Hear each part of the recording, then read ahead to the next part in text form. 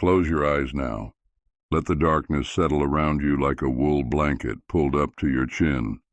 Feel the weight of it, the quiet. You're safe now. Warm. But there was a time when you weren't. A time when the cold was a living thing that hunted you across empty miles of frozen earth. When warmth was something you had to fight for, bargain for, sometimes steal. Let me take you back there, to the winter you survived, the one that changed you. It was 1870-something. The year doesn't matter anymore. What matters is that it was the coldest winter anyone could remember, and you were alone in it. You remember the morning it began, really began. You'd been drifting westward through Missouri, picking up work where you could find it. Harvest season had been good to you, 3 weeks cutting wheat on a German farmer's spread outside of Jefferson City, another week mending fence posts for a widow who paid you in eggs and salt pork and a bed in her barn. You'd saved $11, felt rich. But October turned to November, and the work dried up like creek beds in August.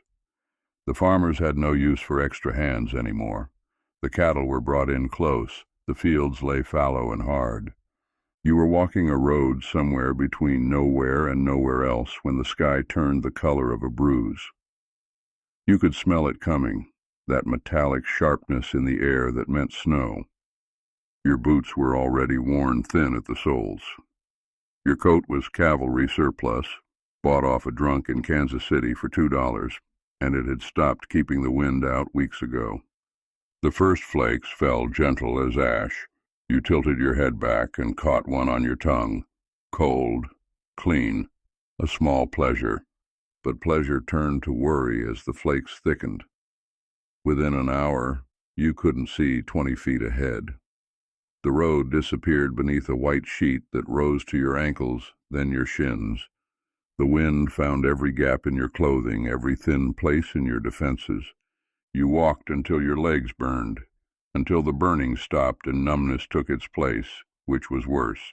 You walked because stopping meant dying. You knew that in your bones. The cold was patient. It would wait for you to rest, then take you while you slept. A shape emerged from the white, a barn, its red paint faded to the color of dried blood. The door hung crooked on its hinges, but it was shelter. You pushed through a drift that had piled against the entrance and fell into the darkness inside. The smell hit you first, hay and old manure and something else, something sour. Your eyes adjusted. Shapes resolved themselves, empty stalls, a rusted plow, and in the corner a man sitting against the wall with his head tipped back and his mouth open. He'd been dead a while, frozen solid. His skin had gone waxy and gray, his eyes milky. A bottle of whiskey lay empty beside him, and you understood the story. He'd come here to ride out the storm, drank himself insensible, and the cold had taken him in his sleep. You stood there a long moment looking at him, at the future that waited for you if you weren't careful. If you weren't lucky, then you did what you had to do. You went through his pockets, found 63 cents and a folding knife with a bone handle. His boots were better than yours, newer leather, thicker soles. You unlaced them from his stiff feet and put them on your own. They were cold as iron and 2 sizes too big, but they would keep you alive. You didn't apologize to him, didn't say a prayer. He was past caring, and you had to keep moving. That was the first lesson of that winter. The dead don't need what they have, and the living can't afford pride. You found the town 2 days later, a collection of wooden buildings huddled together against the prairie, like animals seeking warmth from each other. The sign at the edge said redemption, and you thought that was either a good omen or a cruel joke. Your feet had gone numb by then, really numb, the kind that doesn't come back right. You'd been walking through snow up to your knees, and the dead man's boots had let the wet in through a crack you hadn't noticed. You could feel the cold settling into your toes like a tenant who didn't plan to leave. The hotel, if you could call it that, charged 50 cents a night for a bed and $1 if you wanted the stove lit. You had $11.63. 23 nights if you were careful, but you needed food, you needed dry socks, you needed the heat, you paid the dollar. The room was barely larger than a closet. A narrow bed with a straw mattress, a washstand with a cracked basin, a small iron stove that gave off more smoke than heat. But it was yours. 4 walls between you and the wind, a door you could close. You sat on the bed and pulled off the dead man's boots. Your feet were white, bloodless. When you touched your smallest toe on the left foot, you couldn't feel your own finger. You rubbed them until the pins and needles came, until the pain meant blood was flowing again. But that smallest toe stayed white, stayed dead. You knew what that meant. You'd seen frostbite before, on the hands of a trapper you'd worked with one autumn. You knew it would turn black eventually, that you'd lose it. But for now, it could wait. Everything could wait until you were warm. You fed the stove until the iron glowed dull red, hung your wet clothes from the bed frame to dry, wrapped yourself in the thin blanket and listened to the wind howl against the walls. It sounded angry, cheated. It had been so close to taking you. The sounds of winter were their own kind of language. The creak of wood contracting in the cold, the pop and hiss of the fire, the distant crack of a tree limb breaking under the weight of ice, a sound like a gunshot that made you flinch every time. At night, the silence itself seemed loud, a pressure against your ears that made you strain to hear anything at all. And always, underneath everything, the wind. It never stopped. It rose and fell like breathing, like the land itself was alive and restless. It found every crack, every gap, every weakness in whatever shelter you'd found. It whispered and moaned and sometimes screamed, and after a while you stopped hearing it consciously. It became the background to every thought, every dream, every moment of waking. You slept 14 hours straight. When you woke, you were still cold, but it was the cold of a living thing, the cold you could fight. The next morning, you went looking for work. Redemption was a cattle town that had outlived its purpose. The railroad had gone through 20 miles north, and the drovers had stopped coming. What remained was a general store, a saloon, a blacksmith who doubled as the undertaker, and a handful of people too stubborn or too poor to leave. The general store owner looked at you like you were something the snow had dragged in, which, in fairness, you were. "No work here," he said before you could ask. "Can barely keep myself fed." The blacksmith was kinder, but no more helpful. "Come spring, I could use a hand. But now?" He shook his head. "Ain't nobody bringing horses in this weather. Ain't nobody dying fast enough to keep me busy with coffins. The saloon was your last chance." The owner was a thick-necked Irishman named Callahan who squinted at you through the smoke of his cigar. "Can you pour whiskey without spilling it?" "I can. Can you keep your mouth shut when men talk business?" "I'm good at not hearing things." He studied you for a long moment.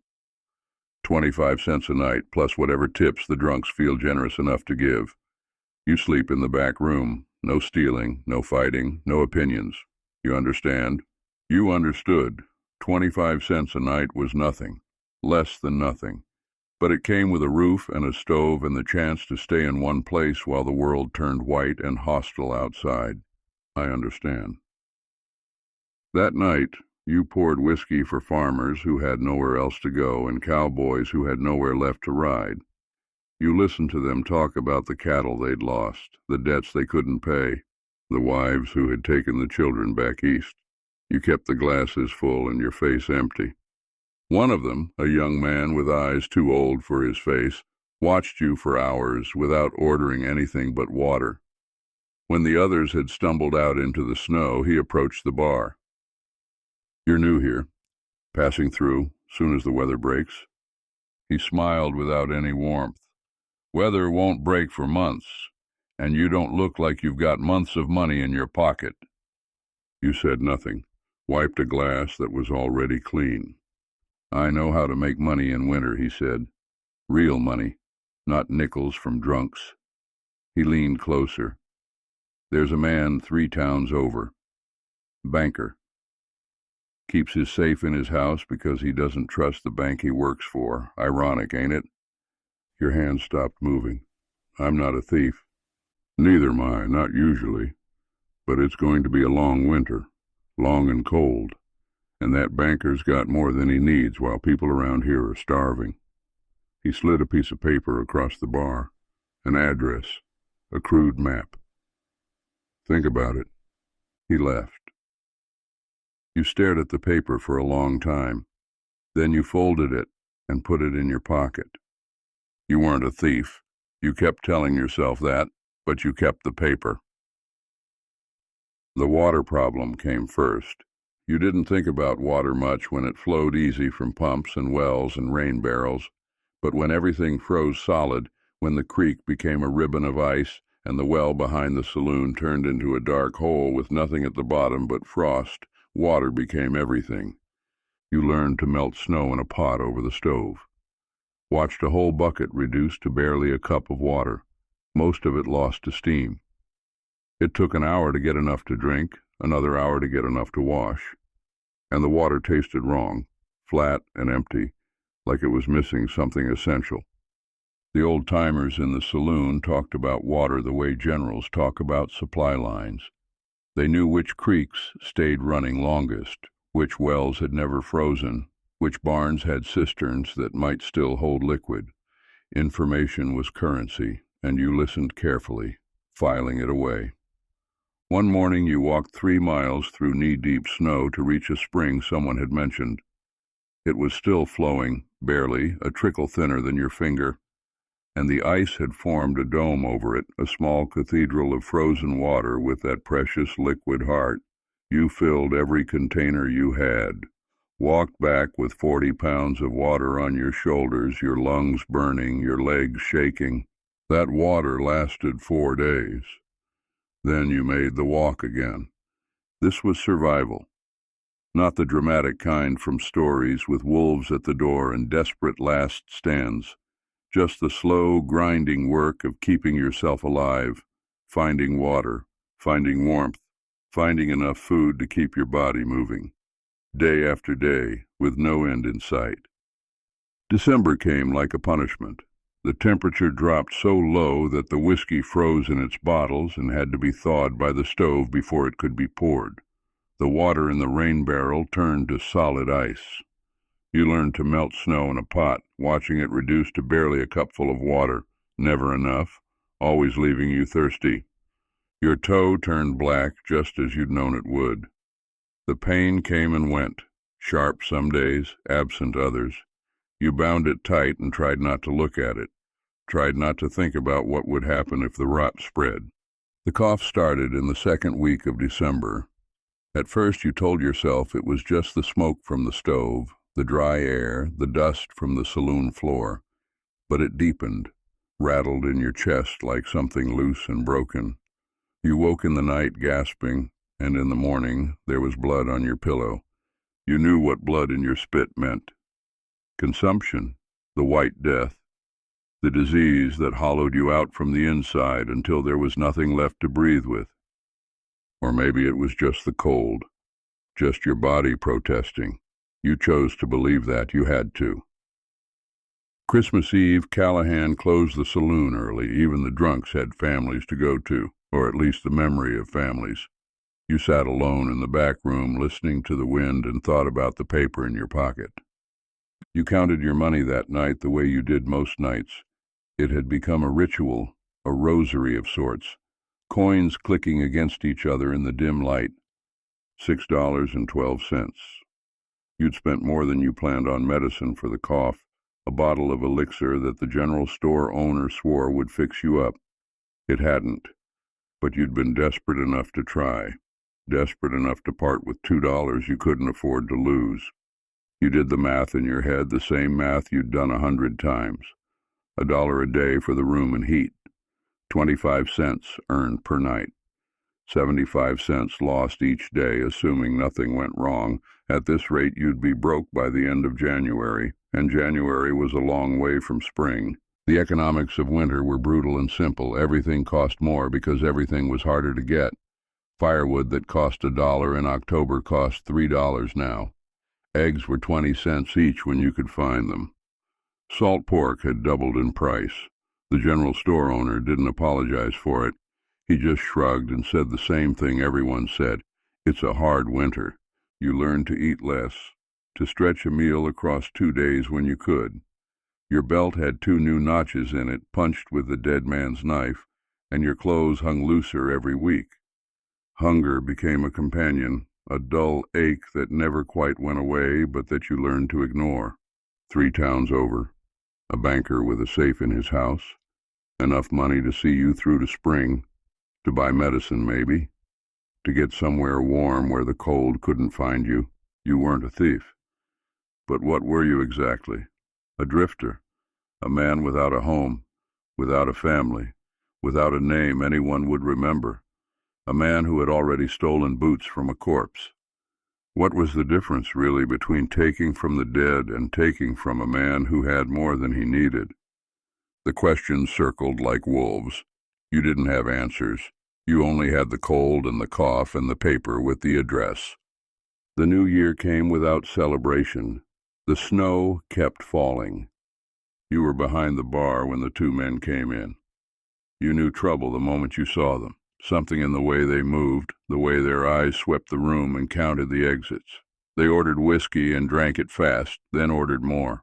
One of them was tall and lean, with a scar that ran from his ear to his chin. The other was shorter, thicker, with hands like slabs of meat. They talked in low voices, and you did what Callahan had told you to do. You didn't hear anything, but you couldn't help noticing the blood on the tall one's sleeve. Fresh blood, not yet dried, dark against the gray fabric of his coat. They stayed until closing, paid in coins that clinked too loud, silver, not copper. When they left, the tall one looked back at you. "You didn't see us," he said.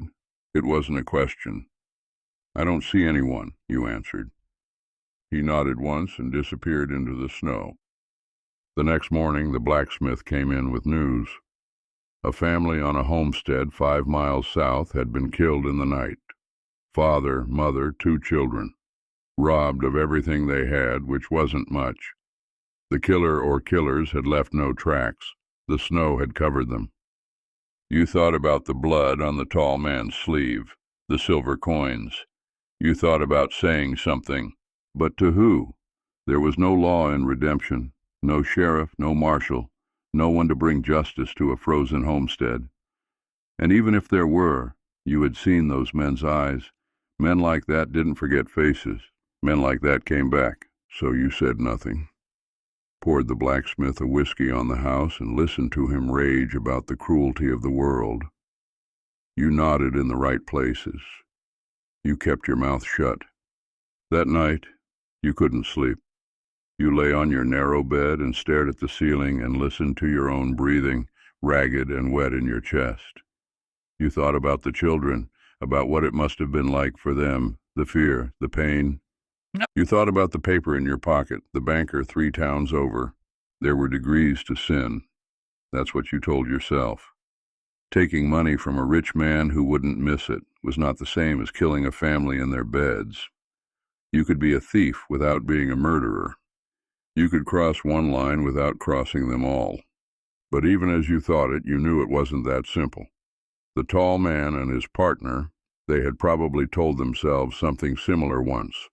Probably started with small things, necessary things.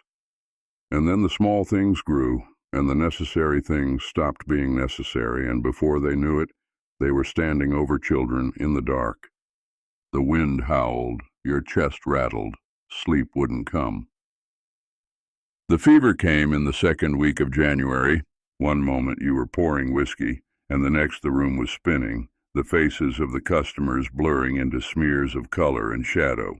You grabbed the edge of the bar to steady yourself and felt your knees buckle. Callahan found you on the floor. His face floated above you like a moon, round, pale, distant. His voice came from very far away. "Get him to the back. Get him some water." You don't remember being carried. You remember fire and ice fighting for control of your body. You remember sweating through your clothes while your teeth chattered. You remember dreams that felt more real than waking. Your mother's face, though she'd been dead since you were 15. A river you'd never seen, but somehow knew. Wolves with eyes like lanterns circling your bed. 3 days, they told you later. 3 days of fever and delirium. They thought you would die. Callahan had already sent for the blacksmith to measure you for a box, but you didn't die. On the 4th morning you opened your eyes and the room was still. The fever had broken, leaving you hollow and weak but alive. A woman was sitting beside your bed, gray hair, kind eyes, hands roughened by work. She held a cup of broth to your lips. "Small sips," she said. "Your stomach won't take much yet." The broth was thin and salty, but it tasted like salvation. You drank until she pulled the cup away. "Who are you?" Your voice was a croak, a stranger's voice. "Margaret. I help at the church when there's helping to be done." She set the cup aside. "You're lucky to be alive. Another day and you wouldn't have been. Why did you help me?" She looked at you as if the question made no sense. "Because you needed it. Because I could." You thought about the family on the homestead, about the men you hadn't reported, about the paper in your pocket with the banker's address. "Why?" you asked again, and you weren't asking about the broth anymore. You were asking about everything. Why this woman would sit with a stranger for 3 days. Why some people killed children in their beds while others gave what little they had to keep strangers alive. Why the world was built the way it was, cold and arbitrary and cruel, with kindness scattered through it like gold dust in river sand. Margaret studied your face for a long moment. "I don't know why," she said finally. "I just know we choose. Every day we choose who we're going to be. And when the choice is between helping and not helping, I choose helping. That's all." She stood. "Rest now. The fever's gone, but you're not strong yet. I'll come back this evening." She left. You lay in the silence and thought about choices.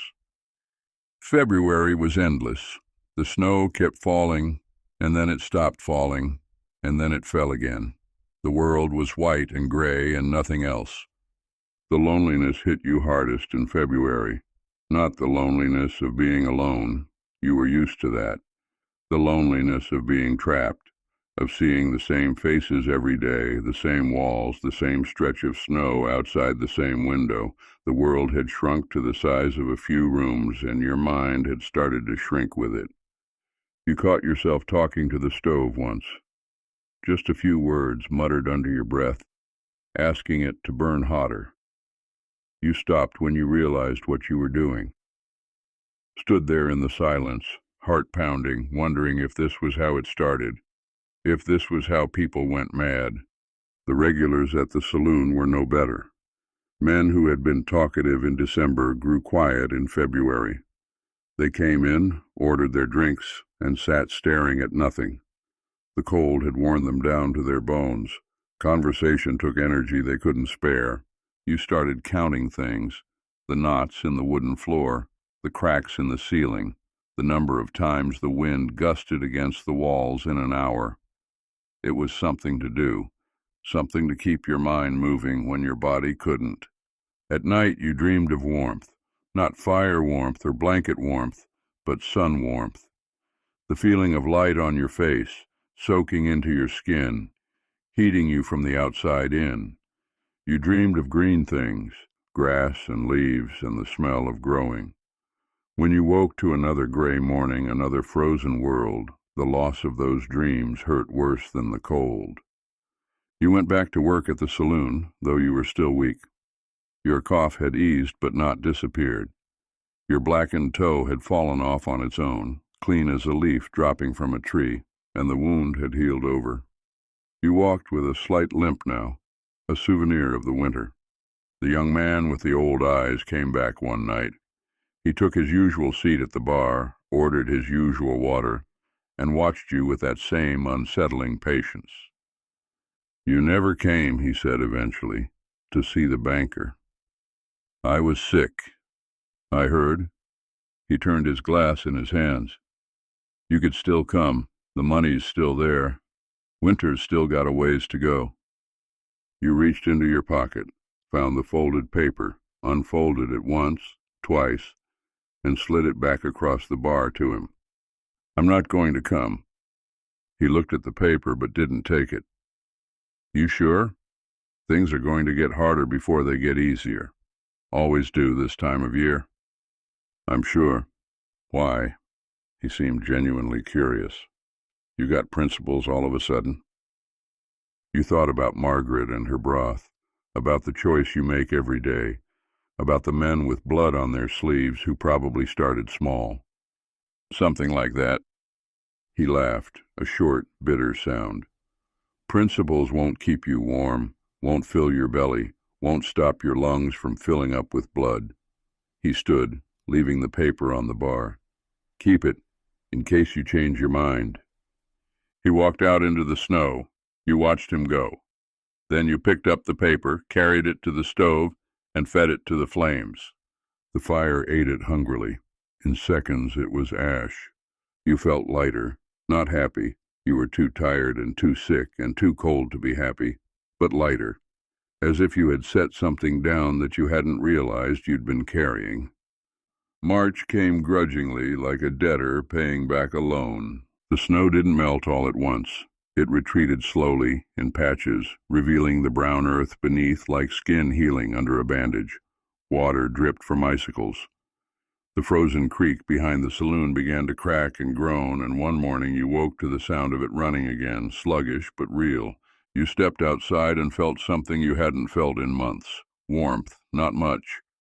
A promise more than a presence. But the sun had an edge to it now, a sharpness that said the worst was over.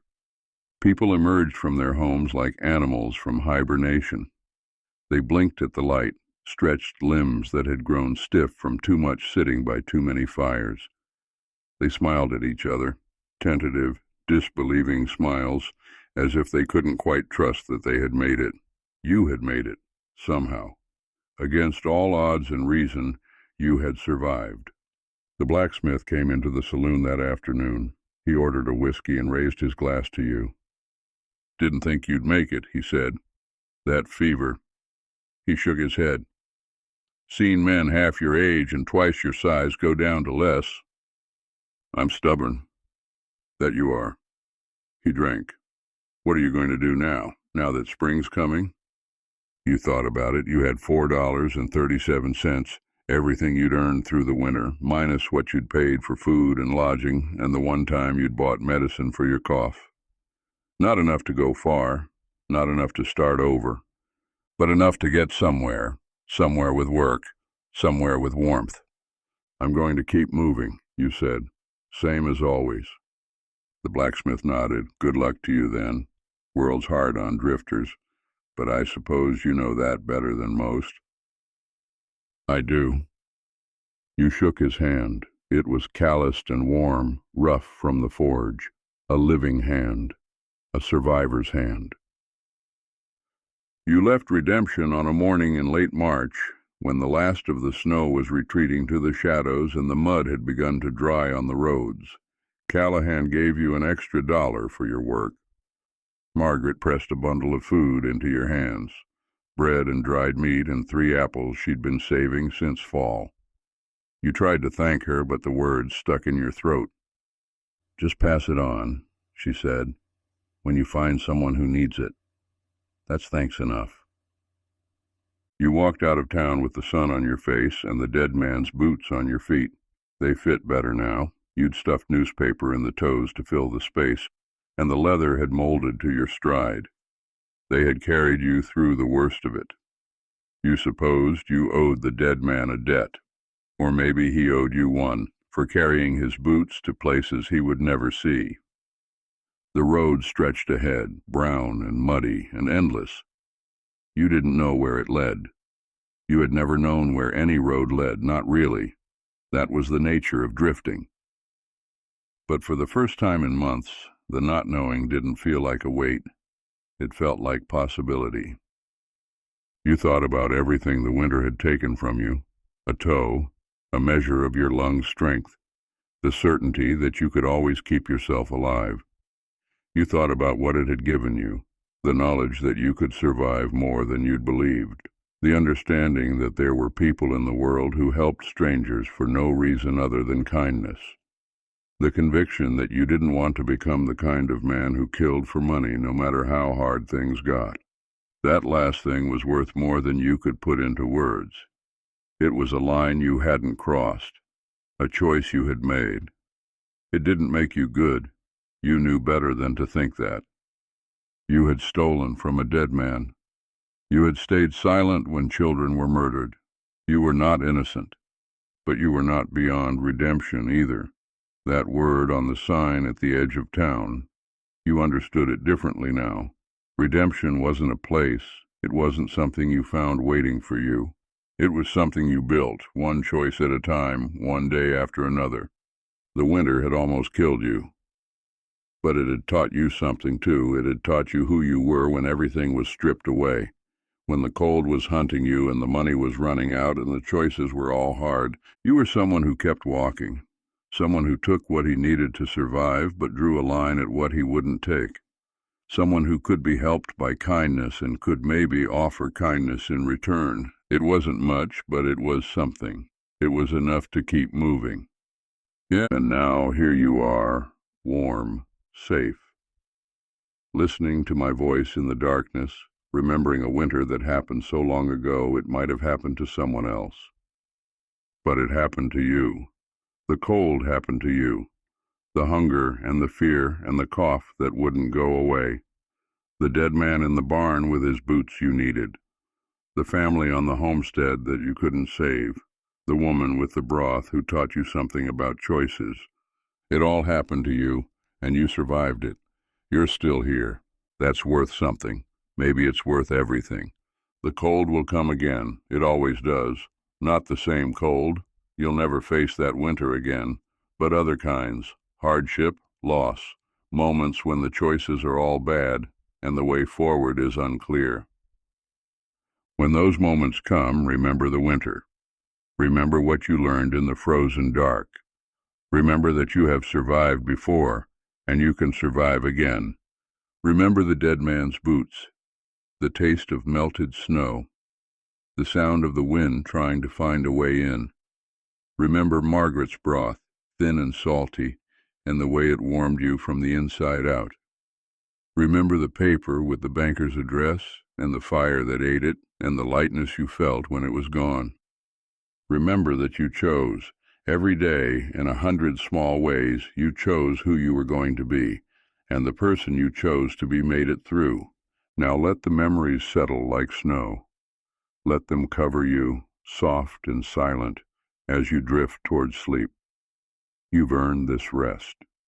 You've earned this warmth.